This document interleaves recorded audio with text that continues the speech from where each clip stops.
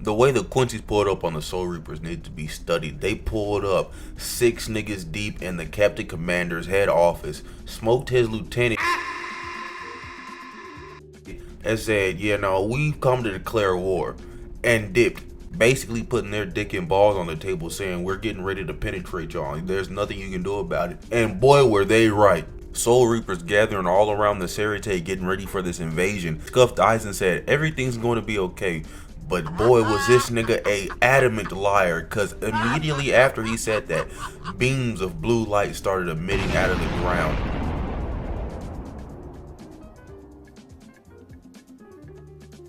Yuha standing above the Soul Society as he's getting ready to see his subordinates cook up the Soul Society.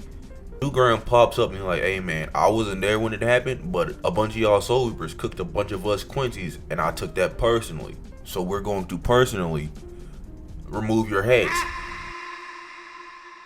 These niggas wasted absolutely no time cooking up the Soul Reapers. And Ichigo can't even pull up to the Soul Society right now because Quilge is fighting him. And then he says, you know what? You're actually kind of like that. Go to jail. And Ichigo cannot get out of this prison. But Ichigo relays the message to the Soul Society that the Quincy can steal Bankai. And you know how some of these captains decided to test Ichigo's theory? They said, you know what? That sounds like bullshit to me. I'm gonna use my Bankai. And they got stole immediately, man. Soifan, Byakuya, Komomaru, and Toshiro all got their Bankais yoinked. Not only did the Quincy snatch the Soul Reapers chains, they started beating their ass with them too, man. Byakuya got knocked and needed his reboot card picked up. Renji got drop kicked out of the arena. That nigga got KO'd like crazy. Of course, Big Kenpachi's the only person to take out any Quincy. He folds 3 and he's like, alright, time to go on to Yuha. But that was his first and last mistake, because Yuha held Kenpachi like how awkward dads hold their sons for the first time.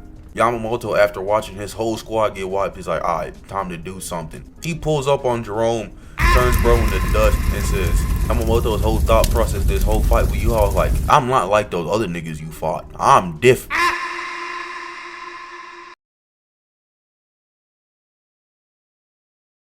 Yeah, Yuha cut that nigga Yamamoto in half, slapped him in the back of the head and everything. I saw it, I was there.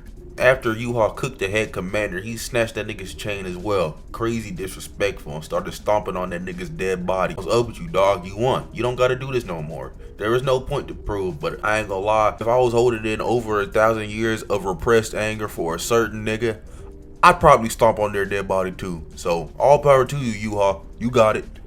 But Ichigo breaks out of prison, pulls up on Yuha, like, hey man, say man, run me your hands right now, bro. You can't be doing this to my niggas like this for real. Do you know who I am? I'm Ichigo Kurosaki.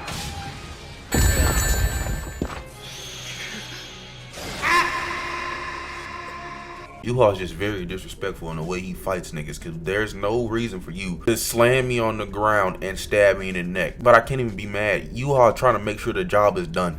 But after Yuha almost revoked Ichigo of his main character status, Graham pulls up to Yuha like, hey man, it's time to go. We gotta get out of here. Yuha like, alright, bet. Y'all are safe for now. And then he dips. Whole Soul Society just got put on pack wash. The only thing that the Soul Reapers have to show for it is a couple of dead soul dads and maybe an actual Quincy or 2 dead. But other than that, them niggas got cooked terribly, bro. Yuha was in the kitchen cooking them niggas well done. And I didn't even talk about how Rukia got done dirty, because she just got off screen and we never hear from her again. We just see her in the bed because she got messed up. Squad Zero comes down, Ichigo picks up the homies' reboot cards, they go to the Soul King Palace, and then they go train.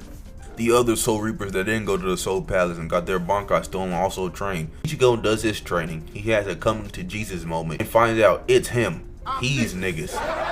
Uryu switch sides. A bunch of other stuff happened, but then we fast forward to a couple days later to the second invasion on the Sarate. But this time the Quincy said, you know what, let's just put our home on top of your home, which is crazy to think. Not only did the Quincies in the first invasion snatch these niggas chains, beat their asses with their own chains, but in the second invasion, to put even more icing on the cake, they said, yeah, nah, we're gonna gentrify your place and just put all of our homes on top of yours. Which I think is crazy ass dick riding. There's no need for you to do any of this. Like, you had to put your home on top of my house, bro. Nigga, like, what's up? Like, you gonna have to for real see me on the streets, because this is crazy. First up, we see the results of Suifon and Toshiro's new training without their Bankai, but we quickly find out that these niggas aren't shit without any of their Bankais. But our friendly neighborhood Kisuke Urahara pulls up and is like, hey nigga, take this hollow pill. It's gonna give you y'all Bankai right back. And then every Soul Reaper in the Serite that has a Bankai takes one of these pills, and now they can use their Bankais again. But maybe they shouldn't have done this, because the Bankais were just in the way of the Quincy's actual transformation, the Vo Standing. And the first character we see use Vo Standing is Bambietta. I didn't talk much about Bambietta or Komamura earlier in the video, but Bambietta was kind of putting the brakes on Dog Nigga early on in the invasion. But Dog Nigga came back stronger than ever, cause he is no longer Dog Nigga. He is now just a nigga. He did some training where he had to give up his heart for revenge. And I wanted to talk about the implications of this training and all it does for Komamura's character and the value of Tite Kubo's pen. And this will be an hour-long video, and I don't want to dick ride like that. But before we get into the fight, let's pour one out for all the Shinji fans. We saw this nigga use his Bankai, and then he goes to fight Bambietta, and then she goes while standing, and then just blows him up, which is insane. There is no reason for you to do any of that, man. Bambietta starts throwing all of her bombs at Komamura, but then they're not doing anything. The only thing that they're doing is breaking the armor off his body. And then we get the reveal that he is no longer a dog, that he is actual nigga man now. And then he goes Bankai, and it's the coolest shit ever. Bambietta starts slinging bombs at Komamura's now newfound Bankai, and all it's doing is making holes in it and regenerating like nothing is happening, and she's starting to lose her shit. To be honest, I would too. If I started blowing you up and you were regenerating in my face, nah man, you got it. I'm running away. I'm running in the opposite direction, because clearly I'm not meant for this fight. After Bambietta peppered some bombs on Komamura, Komamura said, alright man, enough of this shit. He jumps up in the air and crumbles Bambietta, literally folding Shorty in half to where her bombs explode on her. Not killing her, damn near doing it. She's at like 10% health right now. And Komamura's like, I wasn't even here for you, and starts charging at Yuha. But then his Jinka technique starts to run out, and he croaks, turning himself into fully dog. No more nigga, just dog. Next is Masty Masculine, and he's over here folding lieutenants like Shuhei, Yumachika, and Ikaku. But then Rose and Kensei pull up and say, yeah buddy, we're going to jump you. Kensei goes Bankai, and he starts beating the brakes off of Masty Masculine. And then the ultimate hype man says, hey nigga, I know you're not done, Mas. Get your bitch ass up. The hoes watching. Wolves by Kanye West start playing, and now Mast is in another ethereal plane right now. Mast pulls up on Kensei, hits him with the nastiest right hook known to man. And then Rose catches it straight. I know they said they was finna jump Mast, but Rose wasn't even doing anything. He wasn't even fighting you, bro. Kensei gets up and says, I ain't hear no bell. But Mast hits bro with the nastiest knee to the gut I've ever seen in my life. And then Mast headbutts Kensei right in the temple.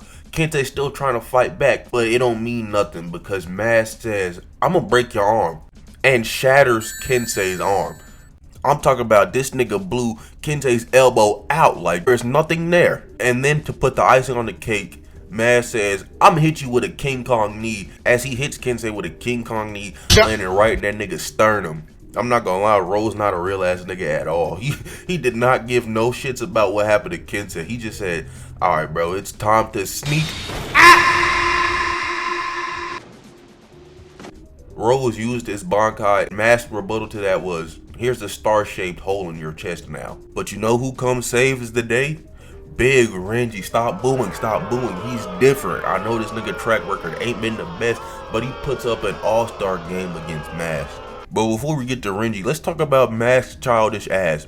I know he just put a star-shaped hole in Rose's chest, and I know Rose's finger started twitching, but you did not have to shoot another beam at bro. He was a goner. There's no need for you to do that. You're childish.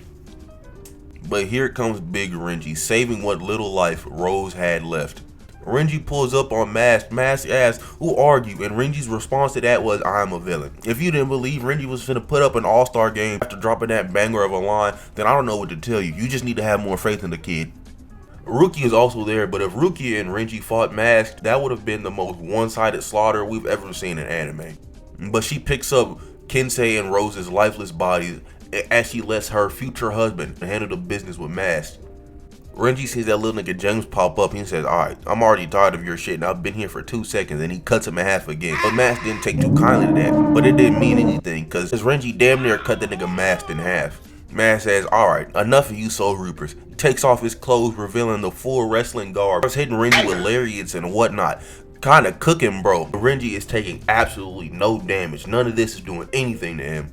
But let's talk about this nasty ass combo. He is not letting Renji hit the floor. And as he's in this combo, nigga transforms, goes into his full standing. And then he tries to nuke bro with a supernova. But Renji was just straight chilling in the smoke. New Bankai and all, just looking cool as shit. Mask, sick and tired of this nigga, pulls up on Renji, but Renji grabs him with that gorilla arm, starts swinging bro around like a cartoon character. Renji then pulls out the blick, turns it around, stabs Mask in the gut, and then turns bro into ash. After Rukia dropped off Quincy and Rose at Isane, Asnot pulls up on Rukia, and Rukia like, oh, I get to spin the block for my brother? Bad. And Asnot says, do you think if I killed you, your brother would come? And Rukia's like, you're worried about the wrong nigga right now. If I were you, I'd worry about the nigga you're fighting in front of you. So put the hands up. I want to see them paws, the mitts right now. Run them. Asnot starts throwing his fear spears at Rukia. He starts to freeze them. They start seeping through her eyes and touching her. And Asnot starts bragging to both like, you thought you could freeze fear? You're dumb. And Rukia is like, yeah, well, it still didn't work on me. I'm dead right now. And then Rukia blitzes and takes a whole chunk out of this nigga's shoulder. If I was Asnot and I started getting cooked by stuff I couldn't even feel because it's too cold, I just walk out of here. You got it, bro. I'm not fighting you anymore. That's cheating. You're cheating. And then Asnot starts running at Rukia trying to pop some shit off. I don't know what he thought was gonna happen, but then Rukia freezes bro where he stands. Asnot's like, hold on, I wasn't familiar with your game. And then he goes into his full standing. And now instead of his fear spears having to touch you, as long as you see him, you are affected by his fears. So every time Rukia tries to hit Asnot with hers forward, she instinctually cannot do it because she is afraid. And then Asnot traps Rukia in a domain expansion. I don't know where bro got this shit from. She's getting cooked by fear. And then Big Byakuya pulls up, saving his little sister. Asnot starts freaking out and transmogrifying his body more, looking like literal nightmare fuel. Byakuya just tells Rukia, hey nigga, lock in. I'm not fighting him. You say you was spinning the block for me. I'm not spinning the block on this bitch ass nigga. Rukia's like, oh, say less. Goes Bankai and then domes this nigga.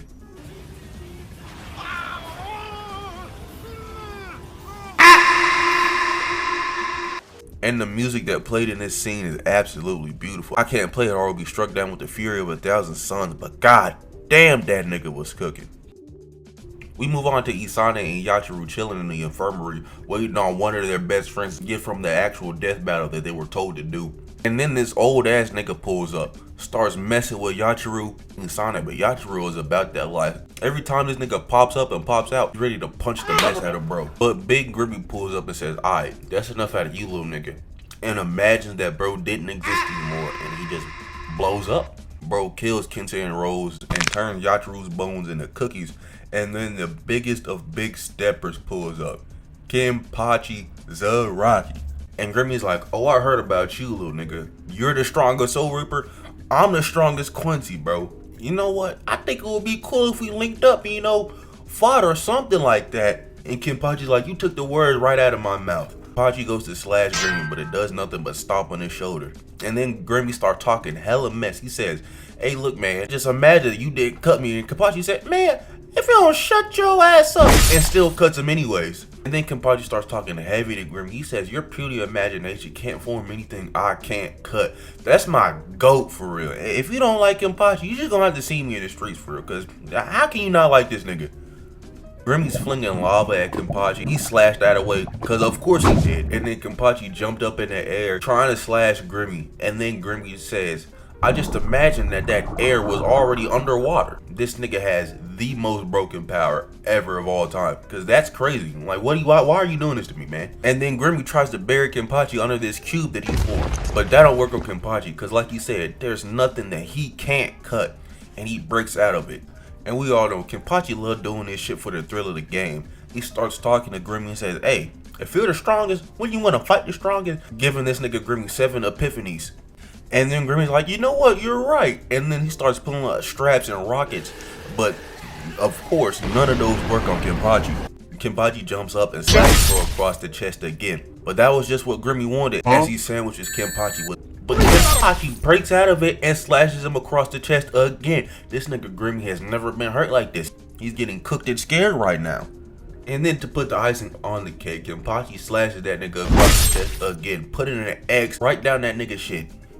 Now Gremmy's in his own head. He's starting to imagine himself losing, but then he breaks out of it. He's like, you know what? I got something for that ass. He makes a duplicate of him, not a clone, an actual another version of himself. And then he drops a meteor on Kenpachi.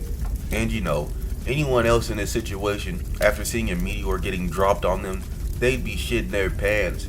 But Kenpachi, the realest nigga in existence, smiling at the meteor and says, I ain't never cut one of those before. Completely baffling and dumbfounding Gremmy. Me too, bro. If I dropped a meteor on the nigga and he smiled at it, nah, I'm retracted it. You're gonna do something devious and I don't want to be there to witness it. But Kenpachi jumps up in the air, says, drink, no Zarashi. And he cuts the meteor in half. And for the first time ever, we see Kenpachi Shikai, that big ass butcher's knife of a Shikai he has. He's the coolest nigga in existence, bro. I don't make the rules. I just follow him. And then Gremy's like, all right, bro. If a meteor didn't scare you at all, what if I make 3 more clones of myself and then I create space and throw you in it? Now, any normal nigga that just saw someone create space in front of them and then be hurled into the depths and bowels of outer space would be scared, shitting their pants, and dying. But you know what Kenpachi does? I'm sorry, let me bring it back to what he said at the beginning of the fight. Kenpachi said, there is nothing that I can't cut. So, you know what Kenpachi does? This nigga cuts open space. What can't he do? Kenpachi's different. And while he cut open space, he cut Gremmy in half. But Gremmy over here like, alright, bro, ain't no way you cut open space. I'm going to kill you regardless. And then he just makes a bunch of bombs and tries to nuke Kenpachi. But it does absolutely nothing to him. Gremmy, with shit in his drawers and piss in his pants, is like, alright, bro, what more do you want from me? And he's like, I got the best idea in the world. You are an unbeatable monster, so I'm gonna turn myself into you. But that was his own downfall. He got all of Kenpachi's powers right. The body itself, Gremmy's body itself, could not contain it all. Kenpachi is the only person that can contain all of his powers. And Gremmy dies, ending the fight. And really turning the tides of the war, because we just had a Gremmy out in the loose. Like 3 niggas on the Soul Society side that could probably handle Gremmy. And one of them died earlier, and another one of them has a 50-50 chance to kill this nigga. And Gremmy could have been a generational hooper if he didn't have the brain capacity of a 5-year-old that just found out what space was. But that's how the Soul Society got it back in blood against the Quincies. But that's the end of the video, man. The moral of the story is, don't fight Kenpachi. Why would you ever fight Kenpachi? What is wrong with you, and why would you want to fight Kenpachi? But I'm in the video here, man. If you like, comment, subscribe, do the good stuff, and yeah, I'm out of here. Bye.